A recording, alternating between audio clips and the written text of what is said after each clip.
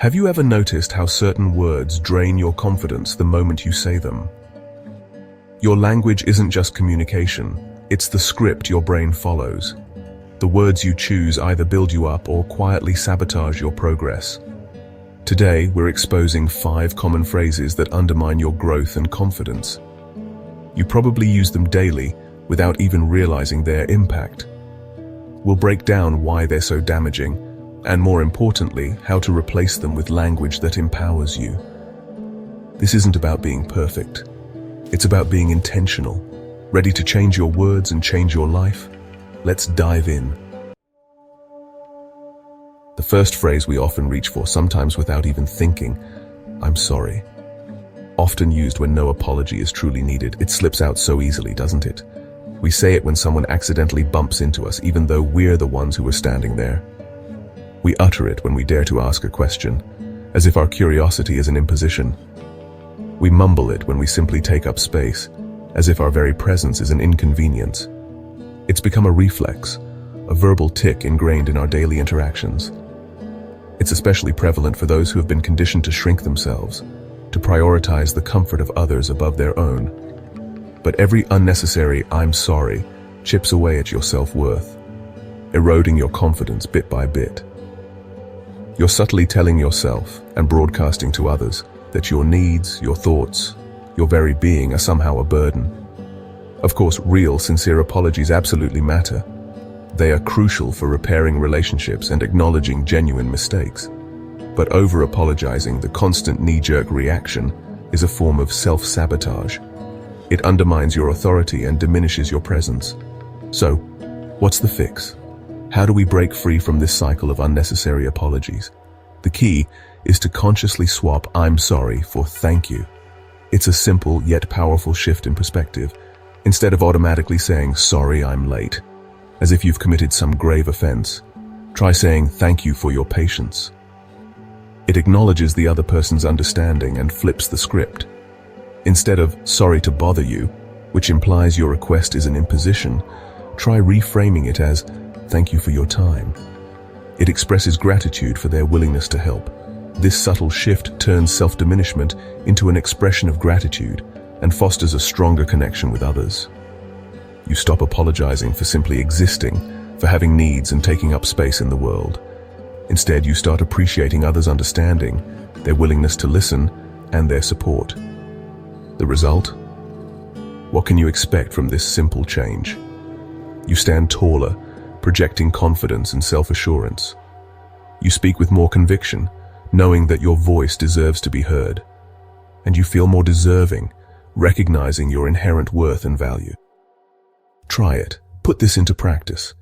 Next time you catch yourself about to apologize unnecessarily, just pause for a moment. Take a breath. Consciously reframe the situation as an opportunity for gratitude. You'll likely notice a positive change in how others respond to you. And more importantly, you'll feel a profound shift in how you feel about yourself. Remember, your needs are valid and important. Your presence is not just tolerated, it is actively welcomed and valued. So, reclaim your space, one "thank you" at a time. It's a journey of self-discovery and empowerment. Stop apologizing for being here, for taking up space, for being you. Start appreciating the space you occupy, the unique perspective you bring, and the value you add to the world. What's the next subtle saboteur lurking in your vocabulary? It's a phrase that seems innocent enough, a common response in everyday conversations. "I'll try." It sounds harmless, doesn't it? A polite way to acknowledge a request or express willingness, but "I'll try" is a built-in escape hatch, a preemptive excuse for potential failure. It subtly undermines your resolve before you even begin. It signals hesitation, a lack of full conviction in your ability to deliver. It's a phrase that whispers doubt, not commitment, both to others and, more importantly, to yourself. It erodes trust and plants seeds of uncertainty in your own mind. When you say "I'll try," you're already preparing for failure, mentally hedging your bets and creating an out. It's the language of maybe, of possibility, not mastery, not certainty, not unwavering dedication. Instead, banish "I'll try" from your vocabulary and embrace the power of "I will," or the present tense conviction of "I am." I will finish the report by Friday. I'm working on it now. Feel the difference? These phrases tell your brain, they program your subconscious and everyone else, that you're committed, that you're all in, that you're taking ownership. If you genuinely can't commit, be honest. I can't do that right now. It's far more respectful and builds more trust than a hollow "I'll try." But if you intend to act, if you have a genuine desire to follow through, ditch try and step into ownership. Embrace the responsibility and the power that comes with it. I will mobilizes your focus and resources, aligning your actions with your intentions. I am puts you in action, grounding you in the present moment and fueling your progress. Feel the difference. I'll try to exercise tomorrow versus I will exercise tomorrow. One is a wish, a fleeting thought with no real commitment behind it. The other is a decision, a firm commitment to action. Growth demands ownership, a willingness to take responsibility for your actions and outcomes, not half promises, not lukewarm commitments that leave you room to back out. Be clear, be direct, be decisive in your language, and watch your follow-through soar as your words align with your actions and your goals become reality. Replace "I'll try" with "I will." Make that conscious shift in your mindset and see your results transform as you unlock your full potential and achieve what you once thought was impossible. Commitment starts with your words, so choose them wisely and watch your world change. Next up, I'm just checking in. It's just my opinion. That little "just" shrinks your presence. It minimizes your ideas, your requests, your value. Just tells others and yourself that what you offer isn't important. It's a symptom of imposter syndrome, a way to play small. But every "just" erodes your confidence and teaches others to undervalue you. The fix? Drop it. Say, "I'm checking in. I have a question. Here's an idea." Your words land with more authority and clarity. You sound confident and your contributions carry weight.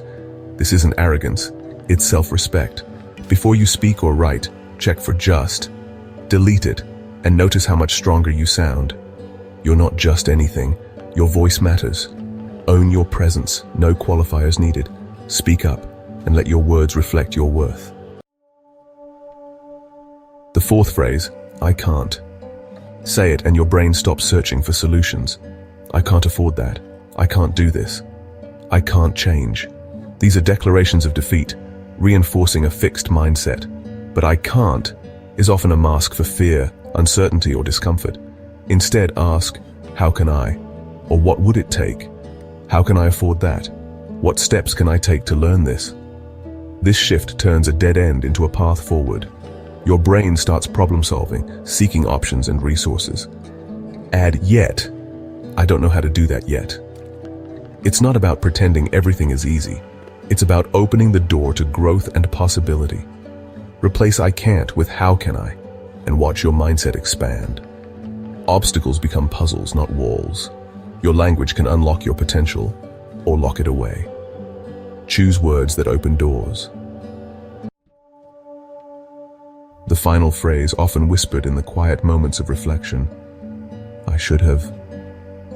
It hangs in the air, a heavy cloud of what could have been, or its close cousins. I could have, a lament for opportunities missed. I would have. A promise unfulfilled, a path not taken. This is the insidious language of regret, a self-inflicted wound that festers over time. It's a language that keeps you stuck in the past, replaying scenarios with no possibility of change. I should have started earlier, we tell ourselves as the years slip by.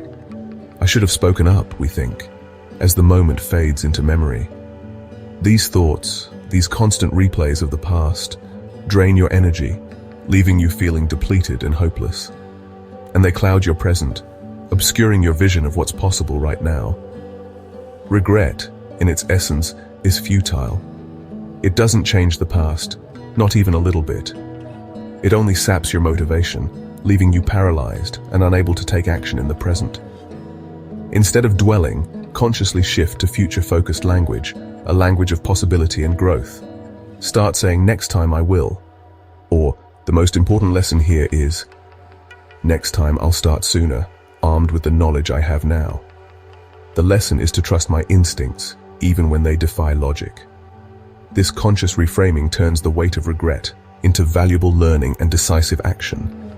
You acknowledge the past, not with shame, but with a sense of understanding, extract the wisdom it holds, and confidently move forward, unburdened and empowered.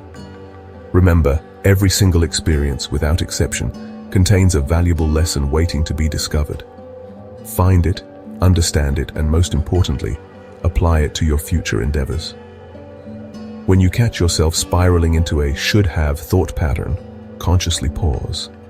Ask yourself, what did I truly learn from this experience? And based on that learning, what specific actions will I do differently next time? This is the powerful process by which you transform setbacks into carefully constructed setups for future success. Don't allow regret to act as an anchor, holding you back from your full potential. Instead, let it propel you forward, fueling your journey with newfound wisdom and determination. Your future is not defined by your past mistakes, but by what you choose to do next, armed with the lessons you've learned. There you have it. 5 phrases that hold you back and 5 powerful shifts to set you free. Your words shape your reality. Swap "I'm sorry" for "thank you." Trade "I'll try" for "I will." Drop "just." Replace "I can't" with "how can I." Turn "I should have" into "next time I will." Each change rewires your brain for confidence and growth. This isn't about perfection, it's about progress. Celebrate every time you catch yourself and choose empowering language. The more you practice, the more natural it becomes, and the more your life transforms. Don't let your words be your cage. Let them be your key. Speak your power into existence. If this video resonated with you, give it a like. It helps more people discover these insights. Share it with someone who could use a thoughtful reminder, and if you're into self-empowerment and healthy relationships, be sure to subscribe for more. Watch the video popping up now, or explore the channel for more content like this. Thank you for watching.